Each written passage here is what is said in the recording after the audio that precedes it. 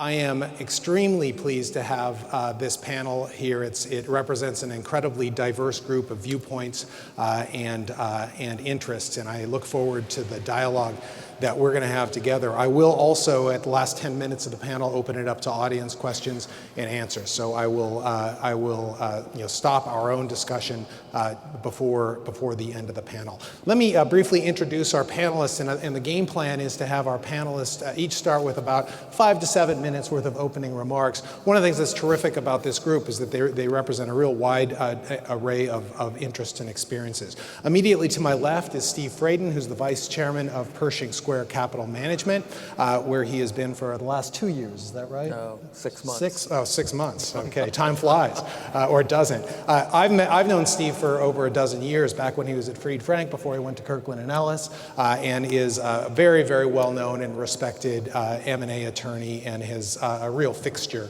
nationally. He represents boards, committees in special investigations in the M&A corporate governance context, and we're welcome Steve. To his left is Kal Goldberg, who's a partner at Finsbury, where he advises management boards and executives on their communication strategy. Lately, I guess, in large context in the situation involving proxy contests. He was previously a senior manager and director in FTI Consulting Strategic Communications segment, and founded that group's special situations practice. Prior to FTI, Mr. Goldberg held positions at the Avalon Group and Hill and Knowlton. So welcome, Kal. And then finally, to Kal's left is Alan Murray, who is the editor of Fortune. He's responsible for overseeing Fortune magazine and Fortune.com, with a combined audience of more than 13 million readers. I wish that were the case for my academic papers, but that's the way it goes. It's actually 17 million now. Okay. A dated document, clearly. So I met Alan a few years ago when he was with the Wall Street Journal, but he has had a host of different activities, both on CNBC, Wall Street Journal, and now with Fortune. And welcome, Alan. So let me just start, and maybe I can take this in the same order that I introduced the speakers. Steve, you have worked this angle both as an attorney in outside counsel and also now inside a hedge fund. And give me a sense of how, from your perspective, media plays an important role in some of your activities. Right. So first, thank you very much for inviting me here. I'm delighted to be here. I have to admit that when I first met Professor Talley, he was then a brilliant young professor at USC Law School, and somehow he has managed to continue to be a brilliant young professor, although now at Columbia Law School. So it's great to see you again. Not feeling so young. Go ahead. So I think the media has had an increasing impact on in the corporate control area. That was certainly evident when I was in private practice at Kirkland & Ellis, and before that at Fried Frank. So in organizing a team on any corporate control transaction, whether it's an M&A deal or a proxy contest, it was always essential to bring in a sophisticated financial public relations firm. That was not true, I would say, 20 years ago, and I'm one of the few people who've survived and who was doing M&A 20 years ago and 30 years ago, et cetera. That was not necessarily true a long time ago, but it's become absolutely essential now, and the reason for it is that the media play a significantly bigger role in corporate control transactions. One of the reasons for that, I would suggest, is that corporate control transactions have really changed in the last 30 years. So back in 1985, the Delaware Supreme Court decided the Moran case, which made poison pills legitimate, and subsequent case laws made it clear that poison pills are entirely legitimate, and the effect of that, and I'm going to overstate only very slightly, is that it is absolutely impossible to do hostile takeover battles. So if you can't do hostile takeover battles, and if the capital markets believe, and they do, that managers need to be monitored, there's only one device left for monitoring corporate managers, and that device is proxy contests. Proxy contests involve elections, although they typically are better run than the Republican primary, but they do involve elections, and the role of the media is incredibly significant there. Steve, before I go on, before I move down the line to Kal, one of the things that's interesting about the legal evolution in this area, and I agree with you that over the last 20 to 30 years, the idea that some hostile tender offer is going to transfer control, it's now sort of a pipe dream. It's a fable from years past. It's impossible. And right? so now this is really just a question about how do you contest an election in a way that's going to be effective, or defend if you're sitting on management side. And I want to get a sense also from you that we had, for instance, a case involving Sotheby's just a year and a half ago, in which Sotheby's devised a poison pill that was actually a poison pill that was geared around activism as opposed to the hostile takeover, where there were two thresholds at which the poison pill took place. It seems to me that we may be in a moment right now where Delaware law, to be sure, is now starting to try to grapple with some of these defensive measures in the context of activism as opposed to the context of hostile bid. How do you see this playing out over the next couple of years? So I don't see the courts playing as big a role dealing with shareholder activism and dealing with elections, and I don't see them playing as big a role there as they did in the M&A context, because when the courts decided that they were going to let boards adopt structural defenses that would be able to keep the company independent unless the board decided to sell the company, I think that was done consciously with a view that they were going to permit shareholders to have the franchise, to have the ability to vote the directors out of office if the shareholders disagreed with what the board was doing.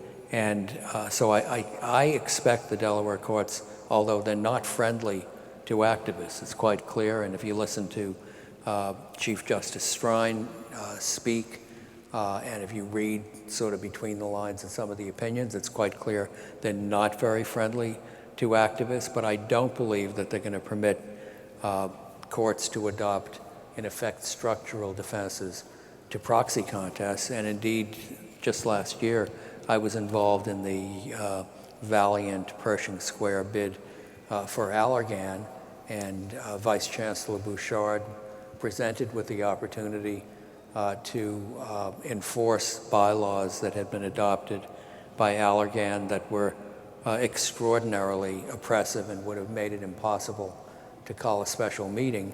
Basically told Allergan that he was not going to enforce it, and they better act more sensibly and modify the bylaws to permit Pershing Square and Valiant to call the special meeting. Interesting. Full disclosure, I was an expert on the other side of that case, but we can talk about that later. Kal, let me transition over to you. One of the things that's been very interesting about the last year or two in corporate governance is not only the advent of the high-profile proxy contests, the DuPont, the Sotheby's, that's played out, as much in press releases and in the public arena, but also a sense that I think a lot of people have. If you go back to the 2015 proxy season, shareholder proposals hardly ever win, but there's one brand of shareholder proposal that's been winning a lot lately, which is proxy access shareholder proposals. And I think a lot of people feel that this wave is probably going to continue in 2016. It's going to open up maybe even more of these proxy contests in the future. Suppose that you're contacted either by an activist shareholder or a board trying to figure out how they get their message out. What are some of the top things that you're going to advise them right off of the bat? Sure. Well, I guess maybe just a couple of things in terms of, a couple of thoughts on the environment for all this, playing off of what Steve was talking about in terms of the difference between how you handle the communications pieces of this from a sort of hostile bid standpoint versus more of a proxy fight perspective. I think one of the reasons that the media relations aspects of these contests has gotten sort of evolved is because just generally, I think on the proxy contest, you've just got more convincing to do of more people, in the sense that it's not just trying to convince the portfolio managers on just the pure business case. The people voting are going to be the governance folks within those institutions, and they're just paying attention to a much broader array of issues. And that's where having a good media plan, having the media, if not on your side, then at least covering things in a balanced manner, that's where it really helps you. So I think there's sort of this one point about kind of why it's important more from a proxy perspective. I think the second thing is just a couple things on the media environment, and I'm sure Alan will have a reaction to these one way or another, but I think in terms of just the way that these corporate and financial situations have gotten covered of late, it's changed quite a bit in the sense that, you know, whether it's a deal or a proxy situation or a management change, what you're seeing is that the coverage cycle on all these things has gotten much more quick. And by more quick, I mean the thread stories that you used to see play out over a week or two or a month time frame across these episodes are now all coming out really in the same day. So, for example, you have a leak of a possible deal between Dow and DuPont, and today you're seeing stories all the way talking about whether they're going to get antitrust approval. You have an activist making a comment and filing the 13D, and 2 hours later you have thread stories about who the next CEO of the company could be, and nothing's happened yet. So I think the coverage cycle of all this stuff has just gotten so accelerated that it's very difficult to manage it, and I think that's one of the things that's creating this media sensitivity. Can I interject Yeah, a couple of points? In terms of proxy contests, one of the factors that I always have thought was very important when I was representing a company was that you wanted the morale of the board to remain high. And public relations has a major impact. Even if good PR is not going to help you get votes, it may help keep the board unified. So I think that's important. The second negative, the second thing that I always used to try to stay away from, and it's not always possible, but it was a worthy effort, is I didn't want to burn bridges. So most proxy contests statistically end up getting settled. And if you've been out there calling the insurgent directors a bunch of crooked dopes, it's going to be really hard, even from a fiduciary standpoint, to put any of those people on the board of directors. By the same token, if you're the activist and you've written a series of intemperate letters to the chairman of the board of the company, it's not going to be comfortable for you to go into that boardroom after the settlement. So I've always tried to keep that down, and I think a good public relations firm is helpful in that too. Kal, let me push you a little bit more on this. I mean, to the extent that the proxy contest setting, which clearly is where we're finding ourselves more frequently now, is a little bit of an open season, Wild West, hard to predict. You know, you've got multiple people on the board, you have executives. Your job is essentially to try to figure out how to manage the message if you're working on the target side company perspective. How do you go about doing that? How do you go about trying to figure out through whom are we going to channel information? A lot of these directors are not on a usual basis, on a daily basis, they're not the spokespeople generally for these companies. Yeah, I think that's right. I think, the use of directors, I think, in a front-facing standpoint, I think on any of these issues, it's pretty episodic. I think you sort of start there. I mean, you generally see directors being more front-facing in the media when there's some sort of special situation going on, i.e. a proxy contest or there's a succession plan in place or there's something happening where they're sort of there to kind of provide extra support to the management team. I think what we talk to companies about is how do you balance an important piece of this, which is there is a trade-off here between using directors in these situations in a front-facing way with the perceived credibility and stability of the management teams that are running the company. And it's not easy because the more you have directors out there front facing, the more you start to not necessarily erode, but you sort of you create this vibe that it's not just the management team running the company. And so part of what you deal with on this, to your question, Eric, on sort of getting ready for the upcoming season is you need to really be selective on the topics that you're going to have a director be out speaking about. Succession is one that's always good. There are others, but I think companies need to be careful that they're using these folks judiciously from a stability perspective and a governance perspective. Interesting. So Alan, the mainline media, and we'll talk a little bit about online media or alternative media.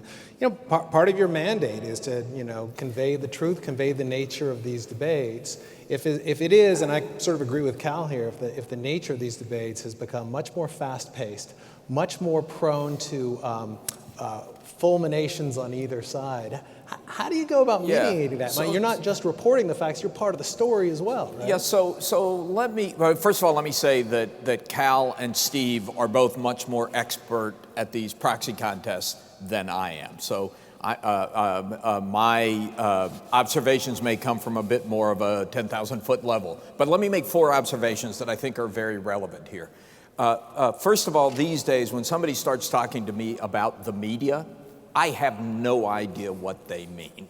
I mean, we live in an age where every person in this room, every person who works for your company, every investor has access to publishing platforms that, if you do it right, can reach millions of people.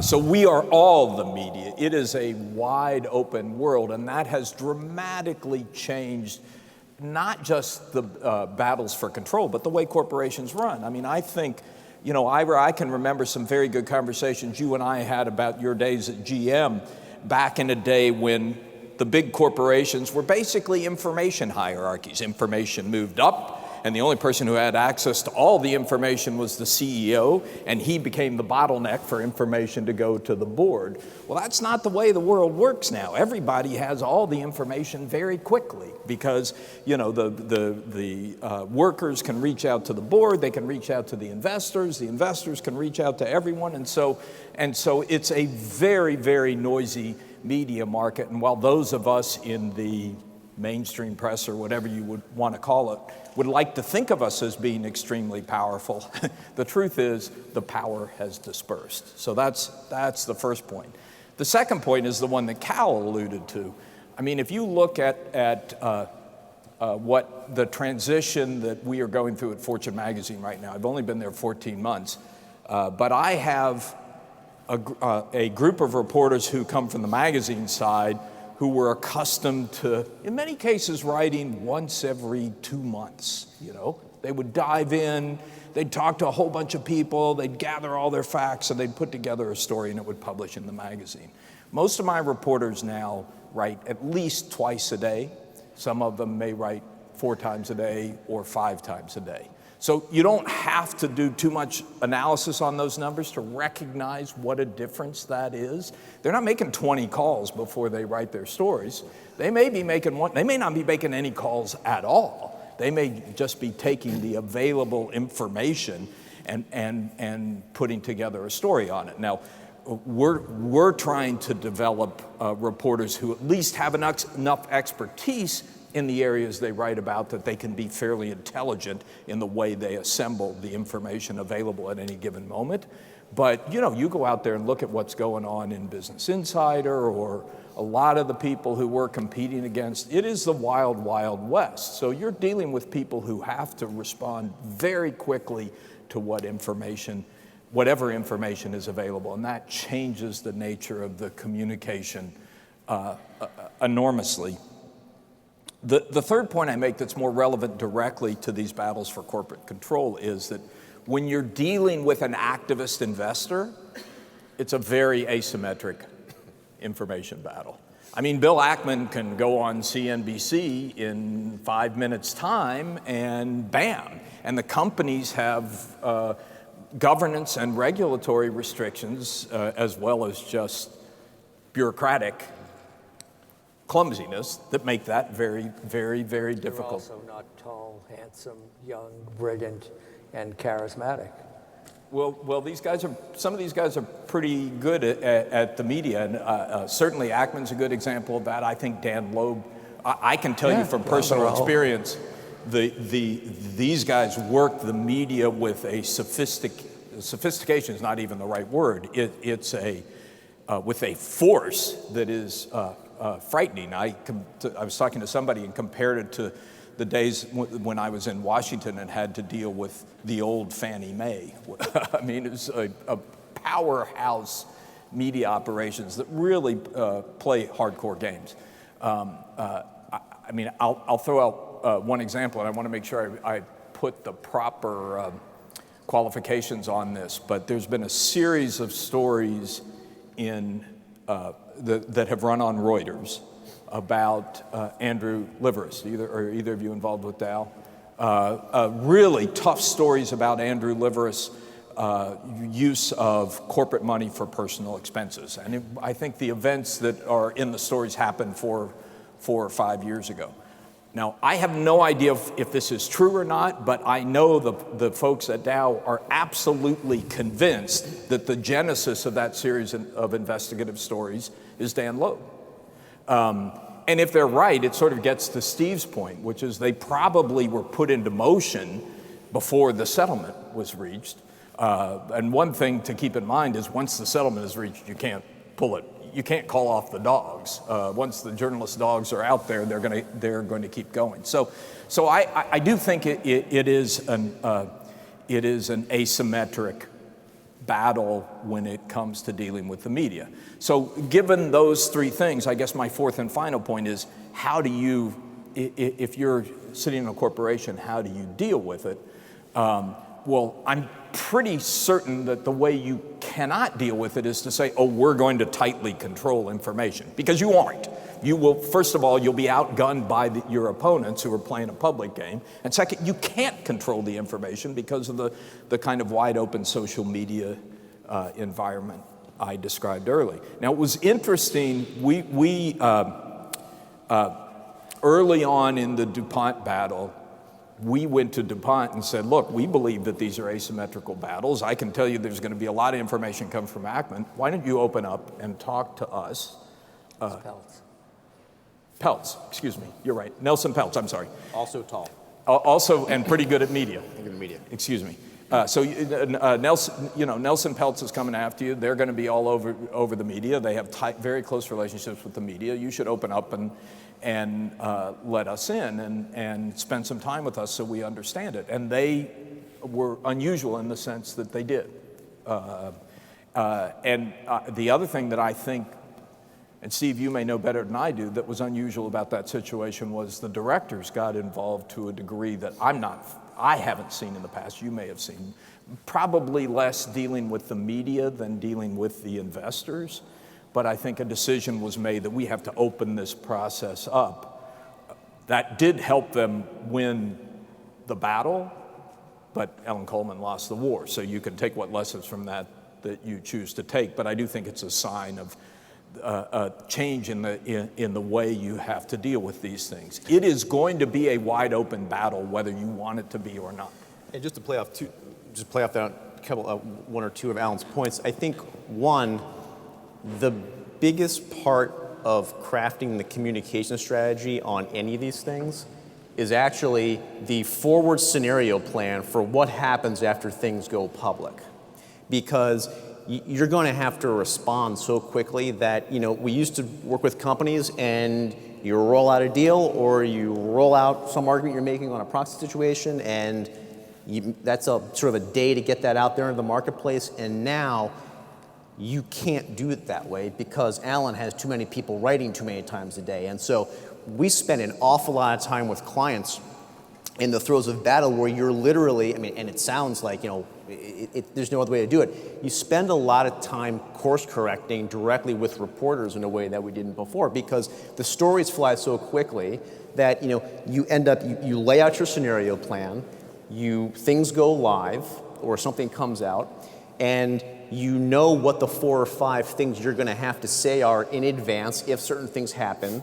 And on top of that, you're chasing corrections a lot of the way, or you're chasing amplifications, or you're chasing some change in the way you're trying to change the way something is characterized in a story. So I think what's really changed, it's just we spend an awful lot of time course correcting after things go live in a way that I don't think we did before. Al, let me just follow on one thing, Alan, and then I want to bring Steve into this. So a particularly unique role I think Fortune plays, a couple other large venerated media outlets play, is that not only are you charged with trying to bring these facts up as a channel, but you on some level are also adjudicating some of those facts, in at least at an editorial level, right? I mean, look, I'll be honest, there are very few publications that I will snip pieces of and put up in front of my corporations class or my M&A class as providing sort of a balanced account of what's going on. Fortune is one of those sources that I will use. And so what special goes, is there anything special that goes into that? I mean, it may give you more access as well, right? Yeah, well, it's a question of standards. I mean, part of if you go to the first point I made about we're all publishers now, that means that there are no standards across publishers. You got people doing all sorts of things. We believe at the end of the day, Fortune will survive because people recognize that we do have standards and that we do have rules that we're going to follow. And so if you read something in Fortune, you can trust it. You can assume that we have confirmed it. It doesn't mean we don't make mistakes. We do make mistakes, but we have certain standards of reporting. I mean, I had a kind of an eye-opening experience. I guess this was 3 or 4 years ago when I was still at the Wall Street Journal, and we had created an online video operation to do video directly over the top. And a story popped up one day in Gawker, and it said the Wall Street Journal is starting this video operation, and in typical old media fashion, they've hired 60 people to do it. And I, at the time, I think had 9 people working on this. So I called the reporter up and I said, I've got 9 people. I don't know where you got the 60 number. And he said, oh, that's great. I'll go post that right now. And I said, okay, fine, but let's back up a second. I've been sitting here all day long. You could have called me. I would have taken the call. Why didn't you call me? And this reporter said, oh, this is the way it works. We put up information, and then when we get new information, we'll put that up too. I'm sure you're familiar with that sentiment. So this is the kind of thing that you're dealing with out there, and that's why I totally sympathize with what you're saying. You see just crap come from nowhere and say, whoa, what is that? But you can't just leave it there. You have to go after it and try and correct it. Yeah, and on these things, these little nuances matter in terms of who's going to vote one way or another, and so you do need to change it very quickly. Although in fact, because the capital market is as sophisticated as it is, the real crap, the real blogger rumors and the real chat room rumors don't have as big an impact on the vote as you might think they do, because the financial institutions are pretty sophisticated and they're going to rely on more reliable sources of information. And they think Fortune is one of those. And they think Fortune is one of them. Now one impact of Fortune, I mentioned the impact on the board of directors of the company. A bad article in Fortune about the CEO or about the board carries a tremendous amount of weight in the boardroom, much more so than, let's say, a blog post that says this is a lousy board or that CEO plays too much golf. But a bad article in Fortune carries a lot of weight in that regard. Steve, let me push you on a point that Alan made earlier. I think it was his third point about the fundamental asymmetry of an activist engagement. And here I'll pile on to Alan's comment, and then I'd be interested in your response. So I think part of it is an activist may have a particular view of a weakness or a potential new avenue that might be pursued by a company. They may be open about it, but they may hold it close to their vest.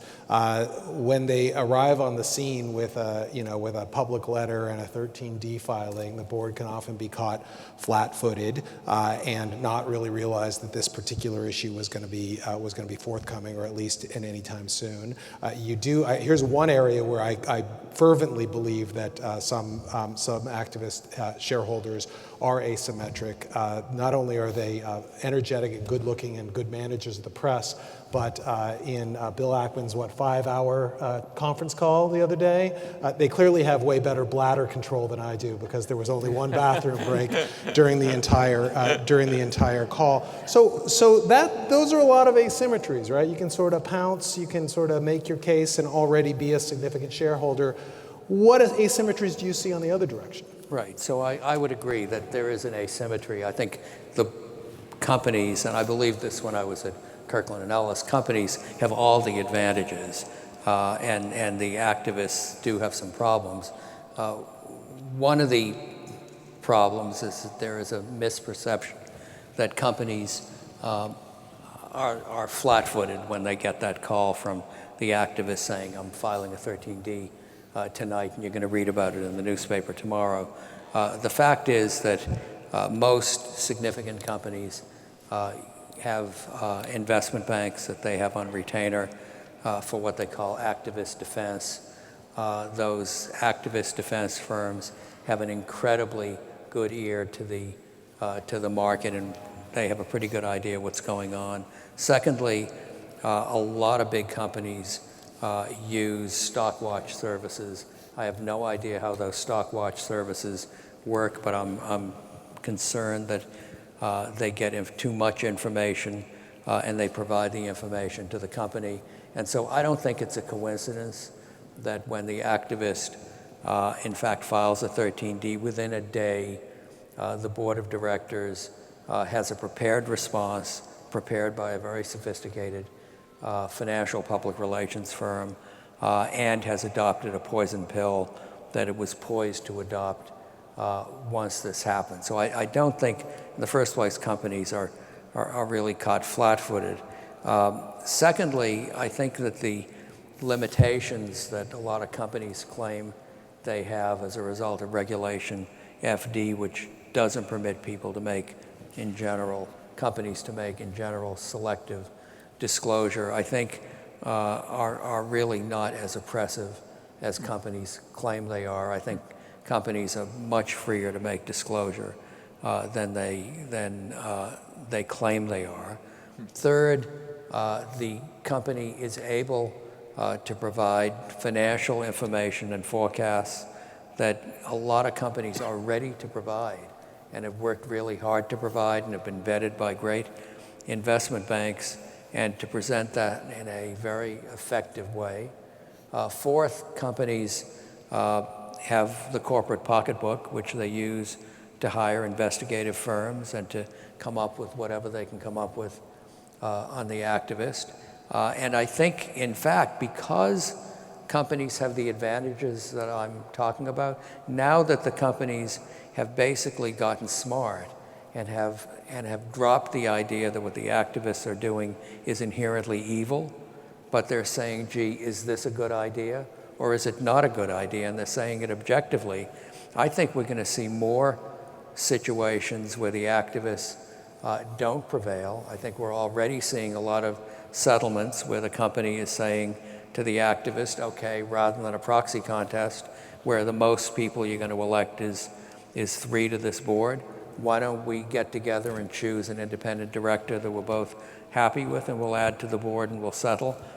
So I think that the market is getting more mature in this area, and I think one of the reasons is that there is more of a balance between the activists and the companies, and people have recognized. Having said that, it is true. My boss, Bill Ackman, is a brilliant, young, handsome, wealthy guy, and he is very colorful and says things on television that people remember, so the TV reporters keep wanting him on there. Dan Loeb is another colorful fellow, and Carl Icahn, my God. So that is an advantage they have, but some corporate managers actually present themselves reasonably well too. Go ahead, Kal. Yeah, and just one other point. I think the other key thing that Steve's raising is that, we're talking about the media aspects of this, which are obviously the things that you've already seen once they've gone, nuclear or it's time to start yelling at each other.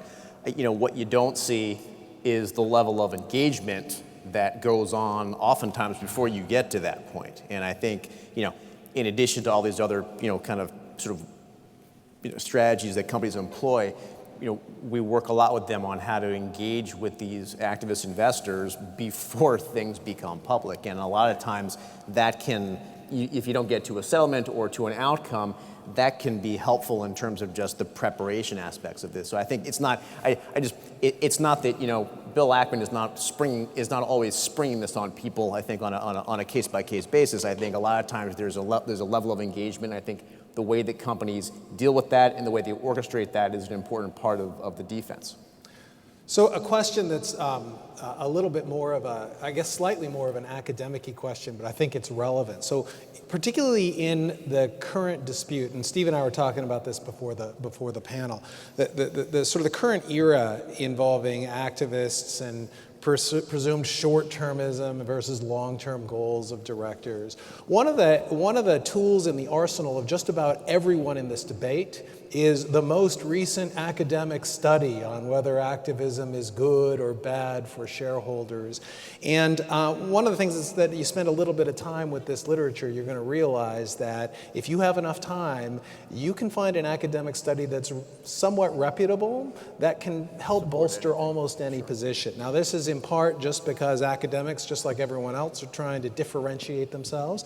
This is in part a challenge in trying to do the kind of empirically oriented policy work in an area where we don't have a lab where we can have the control petri dish and the treatment petri dish and see how a particular intervention works. And so, there's sort of a nonstop and somewhat entertaining back and forth between Marty Lipton and Lucian Bebchuk about which studies are better for a particular position, of which they each have committed to one.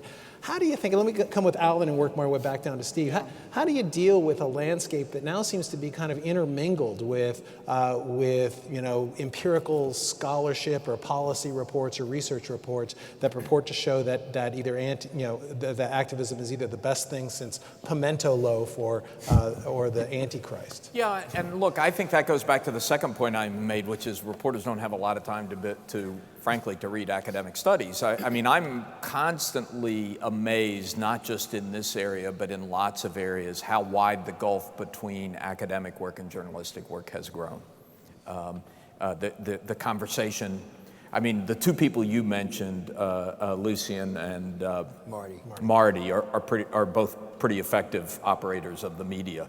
But there are many areas where academic opinion and journalistic opinion diverge greatly, and there doesn't seem to be much of a conversation going on. I don't quite know how to explain that. I mean, there's been an effort to try and close that. There's something called the Conversation. Are you familiar with the Conversation at all? Which is an effort to try and take academic studies and make them more, if I can say, readable, and put them online in a way that more people see them and they filter into the journalistic conversation more.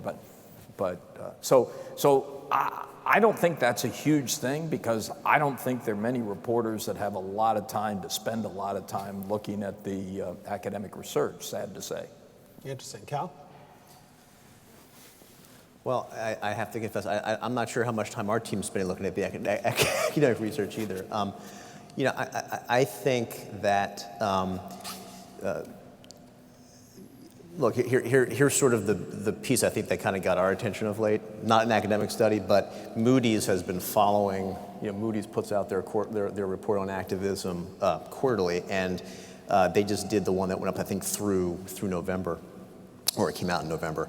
And what they said was that there are 10 activists that account for 50% of all the campaigns against companies that they rate, and I think what that tells us is that, and it's to Alan's point around sort of the profile of these people. I think one of the things that we deal with clients is that you have this group of very powerful activist investors that just their mere presence kind of on your share register just creates a lot of visibility. And it's not all of them, but it's certainly the top ones. And so, you need to, it's the fact that just the mere presence of these people showing up that's driving a lot of this media coverage, even in the absence of arguments coming out from both sides, that I think is a very interesting dynamic in terms of how we manage these things.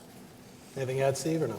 So a couple of years ago, I went to a presentation by Lucian Bebchuk discussing his then most recent paper, which showed that activism really benefited companies in the long term. And he concluded by saying that he thinks that any lawyer who comes in to represent a board of a company that's facing an activist has an obligation to tell the board that activism benefits companies in the long run on a general basis. And I remember thinking to myself, even though my instinct is that Lucian is right, that's unbelievable nonsense, because if I ever said that to a board, they would laugh at me before they'd replace me.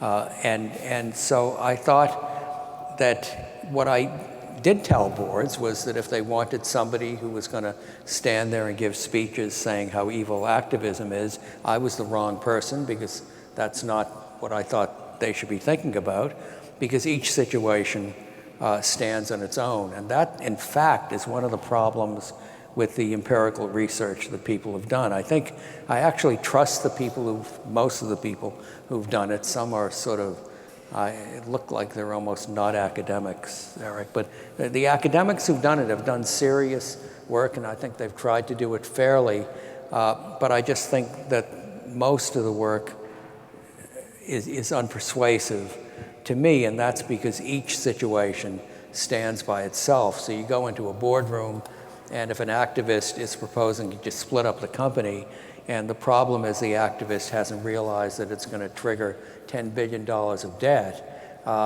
that issue isn't dealt with by some general principles or by some empirical research.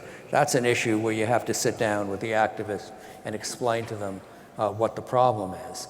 By the same token, if a board of directors has been deferring the idea of splitting up the company for a couple of years and is now on its 9th study and 3rd investment bank, and the activist is going to run a campaign saying split up the company, it's worth more as 2 companies than it is 1, maybe it's time to actually bite the bullet and say, should we do it or should we not do it?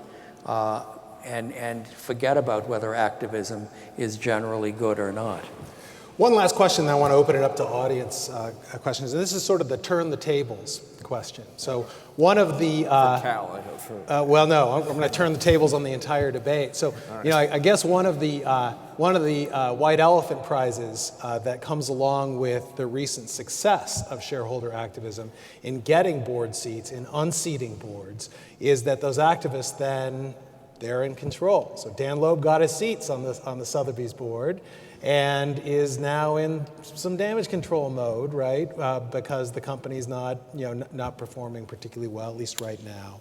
Bill Ackman spent a lot of time, discussing the position of Pershing Square and Valiant the other day. So to what extent is that different than the sort of the ordinary messaging point, or the fact that one has you sort of got there through a route? It's like the dog that caught the bus. So yeah, exactly. Is there anything different about the fact that the route to being in that position was an activist route that makes it different in kind? Let me start with Kal on this. I don't know whether there's a messaging point that's a little bit different about that or not. The route to getting, I think one of the things that I think that raises is the extent to which people think that, companies dealing with activists, that the things that they're doing because of the presence of the activists and because they're being pushed. And, we've dealt with clients where they're in the middle of a situation and the activist is not on the board yet, but could get there in the somewhat near term, and they really want to pull their horns in. We had one client that decided they wanted to take their CEO completely off of any media platform indefinitely, because every time they put the CEO on CNBC or talked to a reporter, they were getting questions about the presence of the activist, and there was always this intimation that the reason that they were making certain decisions with the company was more because the activist was there, and the shares had gone up over this period of time, and so they were in that situation. And I think what that raises, I think at least to me, is that you have to be careful when you're in that situation and it looks like you're doing things because of the presence of the activist? Well, just a couple of journalistic observations. I moderated Fortune has the most powerful women's conference, which has a lot of CEOs, board directors, and I moderated an off-the-record lunch with about 35 women who sat on Fortune 500 boards of directors, and was surprised. I can tell one specific instance for reasons I'll tell you in a minute, but I was surprised there were 3 different people in that room who talked about activists who they had tried to keep off the board, but once they came on the board, were incredibly productive and useful and helpful. The one incident that was in that room that I can talk about, because Meg Whitman herself talks about it quite openly, is HP and Ralph Whitworth. Now, I don't know if Ralph Whitworth is typical of the genre generally, but Meg's approach to Ralph Whitworth was, oh God, I'm going to do a meeting with this guy and let's hope it's the last time I ever have to see him. Instead, he ended up on her board, and if you talk to her today, she would describe him as one of the most valuable members of her board, and I think is he lead independent director of one of the 2 companies? I don't know, but she credits him. He's a great guy.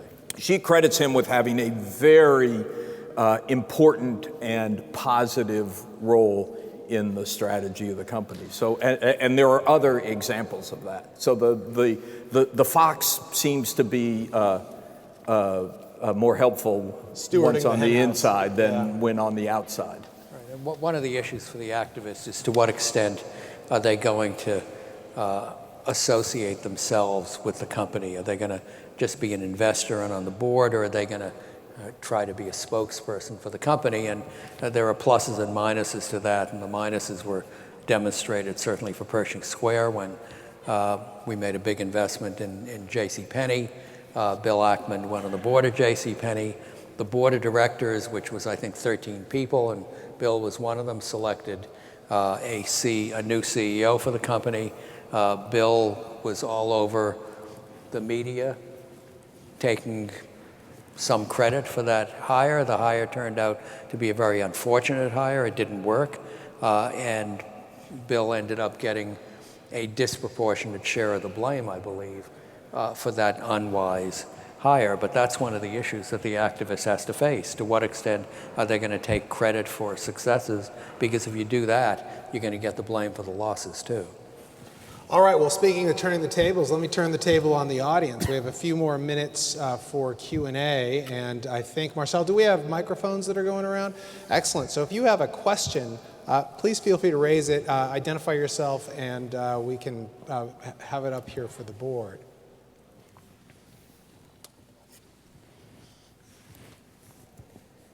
Yes, sir.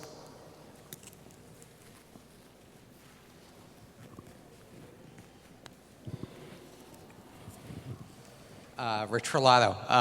A little bit off topic, but directly related to the role of the corporation, the university, and journalism.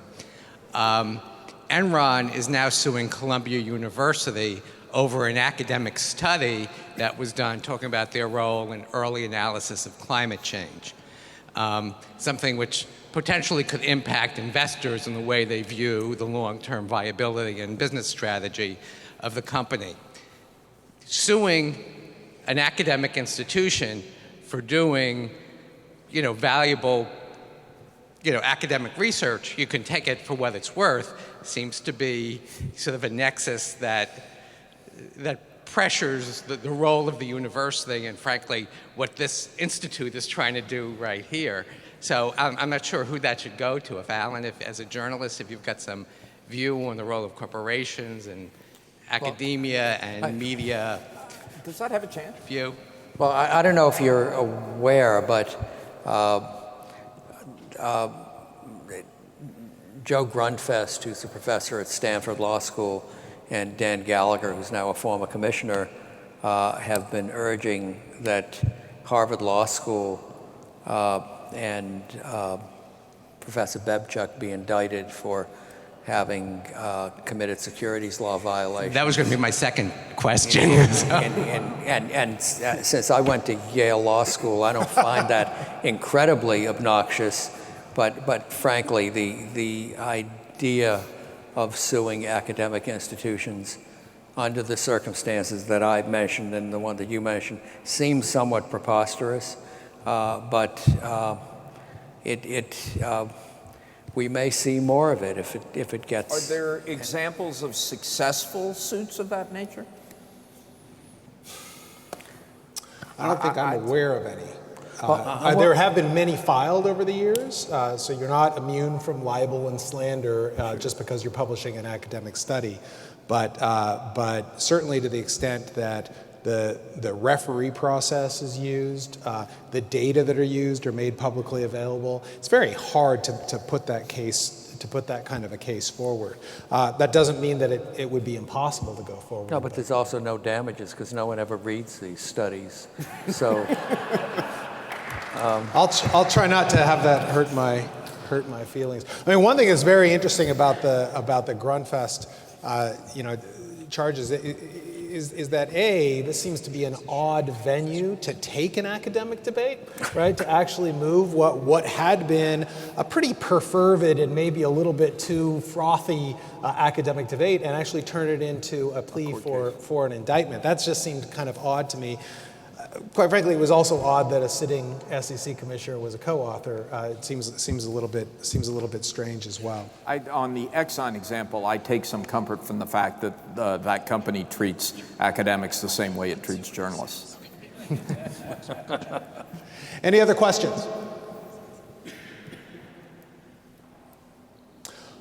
All right. Well, I want to please join me in thanking our panelists for the discussion.